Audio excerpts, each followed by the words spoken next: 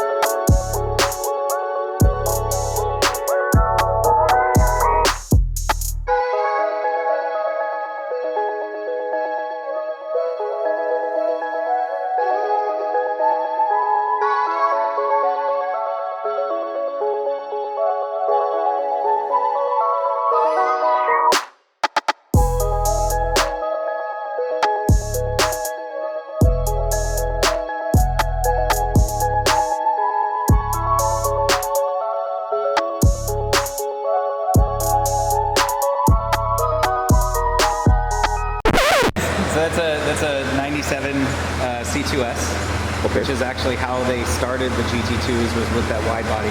Right. And then they do the bolt-on over fender flares. Right. So that's kind of appropriate for this build, because this is a 911 GT replica. Right. More or less like a GT2. They built a turbo motor for it, and the gentleman came to us because it handled poorly. So we reworked all the suspension and brakes, and now we're in the process of, we'll be starting the bump steer measurement in the rear. We're going to do some really fun stuff with bump steer and thrust. Oh, that's why you have it on the scales. All the okay. setup scales, yep. So gotcha. we'll be, we did a preliminary setup to get the wheels in the camber and ride height basically where we want it. Right. And then we're going to go in and start tweaking bump steer. And once we get what we want there, then we'll go back and just touch up the corner bounce and the landing again. How much power is this car making right now? That's a good question. I'm gonna just guess that it's probably in the neighborhood of 500, 550 horsepower, which is plenty. That's my goal. Yeah. That's my goal. So it looks like he did a protomotive kit. So he bought the car that way. Oh, he bought it that way. Yeah. Okay, gotcha. So he's I don't know how many owners before, but this is a guy that likes to collect really neat, fun, nice modified cars that he intends to track. So I had some motorsport KWs built for it. And we did all adjustable solid suspension. So the KWs, well, these are the external dampeners. Those are the external canisters, yeah. And that was because there's not a whole lot of room for putting them. That was the spot that we came up with. That works. And then the front, the front is a little easier. We had a little more room. Yeah, I see. So we're working with another shop, and they're going to redo this bumper and redo this method of doing the oil coolers. But we got the shock canisters there, right? The old new camber plates and everything with the dampers. So the question I have for you is, I'm currently running KW Club Sports. I mean, do you feel that those are plenty, right? Plenty. Gotcha. Absolutely. Gotcha. Yeah, if you're going to want to change the spring rates because they're always not really what you want. Yeah. So we can help you with a little bit of that. Awesome. Yeah. And then there's a few solid arms that you would want. So far I know of like the uprights. So that's something on the list that I want to get is like the GT2 or RS uprights. The Evo uprights, yeah. Right. We just did that to this one. Okay. And these Brembo GTS. So it's, they have the Brembo GT for street, the GTR for race.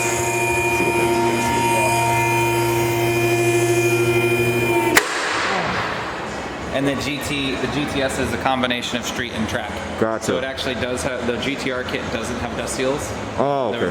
Because it's racing. Right. This does have dust seals, but it has a stainless steel puck on the piston, which is very much race style. We changed to the Evo uprights. We put solid inserts in the lower Oh, AR. you did solid inserts. We did steering rack bushings to get rid of the rubber. We put like RSR style solid inner tie rods. Right. Adjustable drop links for the sway bars. Yeah, I did the turret drop links. I did. Yep. I did the sway bar bushings. I purchased RS sways, but I haven't installed the RS sways yet. Good. You'll like that. Yeah, but as far as I really want the uprights. I feel like that's what that's one of the main things on my list. That Porsche started making them again. Right. Because they stopped for a while. Yeah. Gotcha. That's why everybody started making a billet version. Right. So we opted to stick with the original Porsche style. Okay. And then in the rear,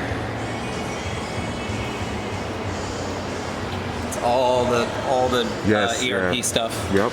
Uppers, complete lower toe links. We're ready to start tweaking it. Nice. Goofing off. Yeah.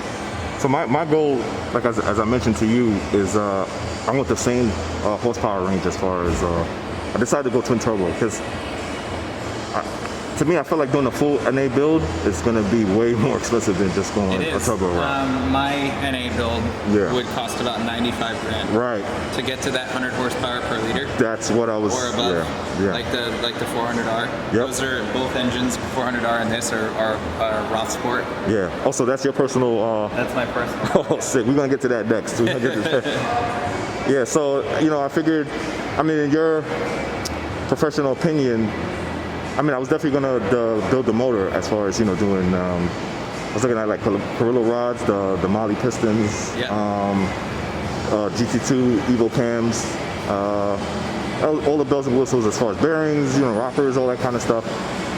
But do you feel like that would be a reliable setup to get it to the 500 and Well, yeah, as long as you get connecting rods and pistons for a turbo build. That's what. And then the cams, that'll be fine. You can go more aggressive than that. Even people apparently use that GT2 Evo cam in NA builds, which is interesting. Yeah. Because actually, somehow, some way, I ended up with those cams in that engine, and when it went to Roth Sport, he's like, let's get rid of those. So we did. That has a specific cam for that build. Oh, sick. So it's a little ripper. So do I have to go 3.8 or can I stay at the 3.6 and still make the... Well, yeah. It depends on how my cylinders look, basically, right? You're saving a little bit of money by not buying cylinders. Right. So if they're good and they just need to be honed, yes, do Modeler pistons because you'll have better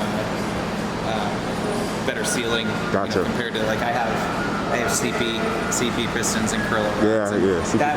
That will always smoke a lot at startup. Oh, okay. They don't seal up quite as well as the way Jeff Gamroth described it. Right. Yeah, you'll be good. You'll be good. Awesome. You just want to be able to. You're gonna have to address cooling. Right. How you want to do an intercooler setup. You might do something a little more modern than this. Yeah. Like you could screw on with air to water. But the packaging becomes difficult. Right. So because of the little room. Also, like you saw this car, dual oil coolers up front. Yeah. Do something like that. That's what I had in mind, was doing dual oil coolers up front, and it seems like because I just wanted to be. It's one thing making the power, but it's another thing to make it reliable, and I just wanted to make it. That's the biggest thing. Because the last thing you want to do is spend the money twice on something like So it might be cheaper to get the power, like you're saying. Right. But then it's going to be expensive when you get into the headers, the turbos, the exhaust, the intercoolers, the electronics. Right. All of that starts to really add up. So now you got to tell us about your baby this here. This thing never sees the rack. It never. Really? Yeah. So ironically, we're here today. So I guess it knew it was coming. And it was like, let's try to eventually have some fun with it again. So I just had Austin put it up on the rack, and we're just doing like a pre track day inspection. Right. Nut and bolt everything. Check out. Oh, so you've tracked this already? Oh, this thing gets tracked all the time. Oh, awesome, man. That's what it's built for. Right. It doesn't get tracked as much as because I don't have the time. Right, gotcha. Usually by the time the weekend comes around, I'm tired and don't want to do anything related to cars. Yeah. So I've built this really, really great car that doesn't nearly get enough. Oh man, enough usage. This is gorgeous. Yeah, it's got a lot of miles on this as it is. It's It's been a lot of fun. It just should be used even more. You know. And how much power you're making in this? This is a 3.6 liter making 360 horsepower and 285 foot-pounds of torque. What? And here's the kicker. It weighs 2,300 pounds. Holy. It's lighter than just about anything. Right. You know, for having so much modern, you know, we switched to coilover. That's on competition 3-ways. It's all 935 suspension. You know, RSR style. Oh man. Big Brembo GT kit, more 935 stuff. And you did this? Yeah, Kevlar fender liners. Just because, you know, air in the fender wells will, you know, it's parasitic. Right. It'll create lift, so we cleaned it up. But also because we're dumping the oil cooler outlet into the fender, just like modern cars. Yeah. We built a splitter floor, you know, with this splitter. This is actually just fresh. I need to finish this. It's just, you know, it's rough. Joey, this is badass, man. But you can see the giant oil cooler in the front. Right. That goes into the trunk and then back out from the trunk and into where you just saw Gotcha. These are actually driving lights out of a 997 RSR. You know, we closed off the reflector there. Right. And actually this inlet here used to come all the way down, so we opened it up like the 997 GT2. Yeah. And, this is cool, man. we're gonna actually eventually do a full flat bottom. Yeah. Finish it off. This is sick, man. Yeah, let me lower it down. So is this like even as far as the rear bumper? I see you did like kind of like that opening, kind of like is that for air purposes, just to keep the airflow going through? So just some of that positive pressure that builds up behind the bumper, we release it. And also, you can kind of peek above the muffler. You can see the grill opening, so any of the heat and some of the pressure that gets built up there is released as well. Oh, cool, man. This is sick.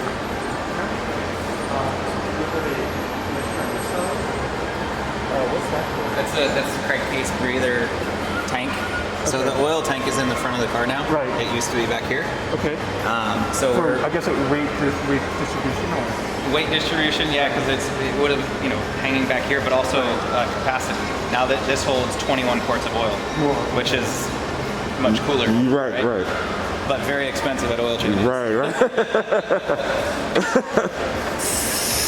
So that's just a little catch tank between, so anything coming out of the engine will drop into that tank. It'll breathe into the other tank and vice To versa. put it here is like such a stealthy hidden place. Right. It used to be in the front, but you could still smell it, and it drove me crazy. So moved it back there, and we're actually recirculating it back into the engine, which maybe cost me 2 or 3 horsepower. But I just wanted it to stop smelling. Right. Yeah. Sometimes just the peace of mind of not smelling it's worth everything. Yeah, everything's composite. The splitter, the front bumper, the hood. It used to be a sunroof car. The rear deck lid and the rear bumper and rockers are all composite. Did he tell you how much this car weighs? I didn't hear it. It's 2,300. It's 2,330. Oh man. With wet, with a quarter tank of fuel and. Oh yeah, I can see how light it is as soon as you. Oh man. So here's the ducting for the front cooler here. Dumps out into the sides. This is wild. Different, you know, we moved. The tank is a little higher but pushed back from the original. Right. The roll cage connects to the towers. This is sick. And there's the oil tank that would have been from the 935. How strong is this car?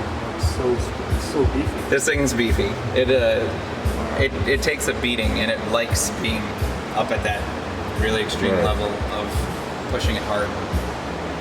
Super light lithium battery from Light Blocks. Yeah. That's a vacuum pump because the engine doesn't make enough vacuum to, you know, because the cam's too big. Right. So that's still for the brake booster. This is sick. People eliminate brake boosters, but I like the feel. Yeah. You know, I like a little bit of bite there. This is a gorgeous build, man. Thank you. It's a gorgeous build. I can't get over the integrated roll cage. Oh man. And same with the rear towers, where the rear of the cage is connected. I made a nice one for the most current the Lufka Colt, their third Safari build. Right. I built the first two.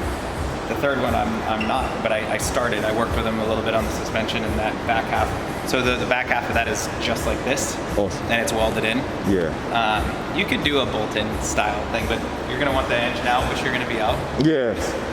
And you can see, this side's probably better. We gusseted the towers. Oh yeah. And then that's actually the right side is the roll cage connecting to it. And then we have a tube going between them. So this is individual throttles, Motec. It's still the twin plug, distributor. Yeah. We didn't go do coil unplug or anything like that. It would have been nice, would have been cleaner, but also much more expensive. Yeah. So yeah, this is, it's got a GT3 intake manifold. Still has the resonance flap. 360 horses. 360 horse and 285 torque, which is cool. It's got great torque numbers because it's a long rod. Right. It's a long rod 3.6 with big cams. It's got a GT3 crank, GT3 oil pump. And it actually did have titanium GT3 connecting rods in its old configuration, but we ended up building a Carrillo rod that was only 2 grams heavier than the Thai ones. Really?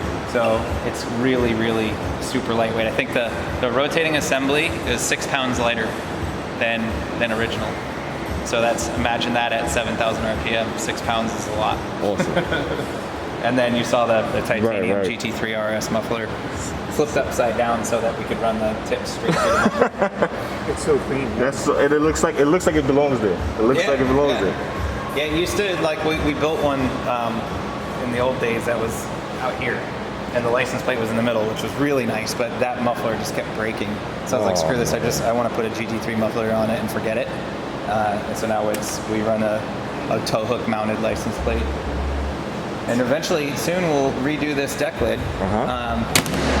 Because it was the original rubber for a Carrera, Right. but cut because this is a 76 turbo Carrera tail. So we had to, shape it and paint it, and you can't paint rubber. So we're actually going to redo this whole thing as it is. The turbo Carrera had a grill right here. Are you gonna do a composite again? So we'll do the whole thing in composite, and we'll Nice. leave this exposed carbon. Oh, nice. Because it will lighten things up back here even further, Right. but also just be nice and finished. So even the glass. The glass is from a bunch of different models. I don't even know what this is from because it doesn't have the defrost in it. Yeah. And we don't have the metal seals, which is really what I wanted to get rid of badly. So same with that's late 964. This is 993. Even these are 993. And then late 964 on the front too. Is there a reason why you went with 993? I really there isn't, except for the worn out window regulators. Right. I had just converted a car into more of a race car and got rid of them, so I just took his window regulators and all that. It was just available at the time, so you just like. I'll have to look again. Oh, I man. forget. This is.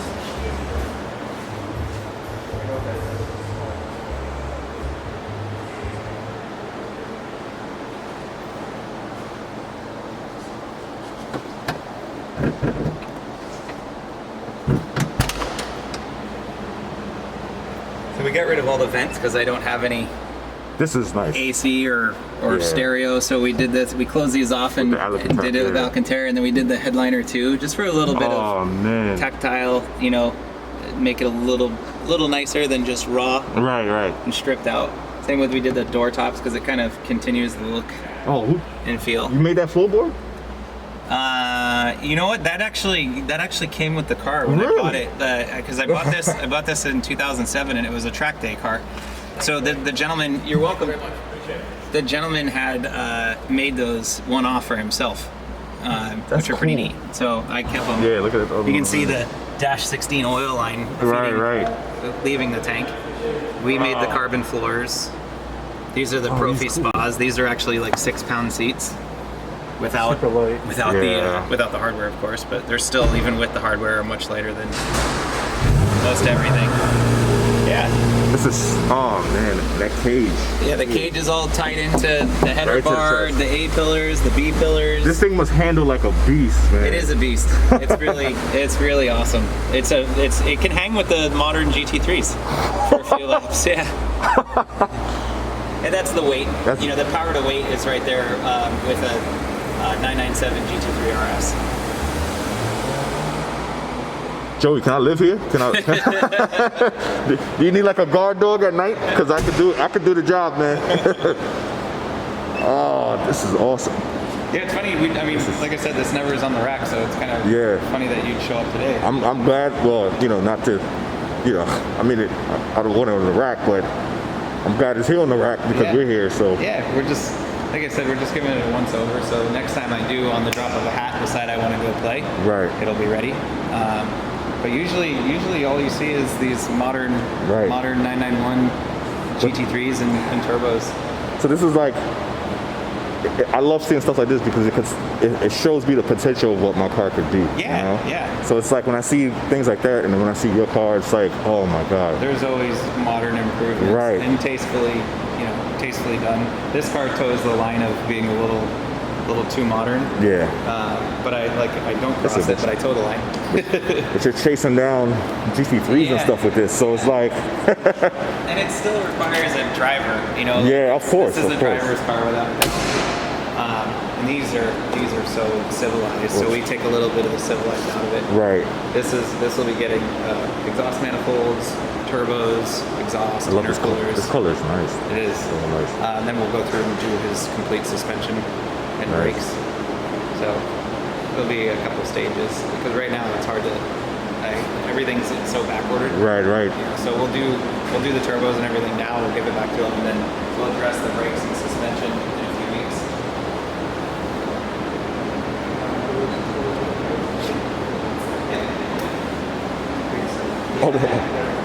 Oh, that's for this? Yeah, that's the BBS.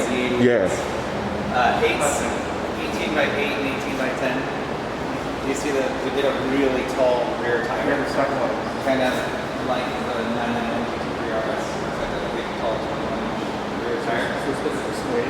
Well, no, it's not rake. They do it because you only think of contact patch and the width of the tire, but the overall rolling diameter is also more contact patch, right? You've just stretched what's touching the ground by a little bit. So that's kind of what we were going for with that. It looks ridiculous on the car because it's got those tiny front ones. Oh, you're on Advance. And the rears are tucked up in the fenders. Yeah. What's your opinion on the Advance? You know what? I only got one warm-up session on those, so I haven't seen. But I knew right away that they were nice and sticky. What were you using before? I've done a lot. It just came off of it. Were Pilot Sport Cup 2s. I've run Falcons. Name your top two. Name your top two tires to run on. It's been a little while. I did love the Nitto NTO one. So far, this seems great.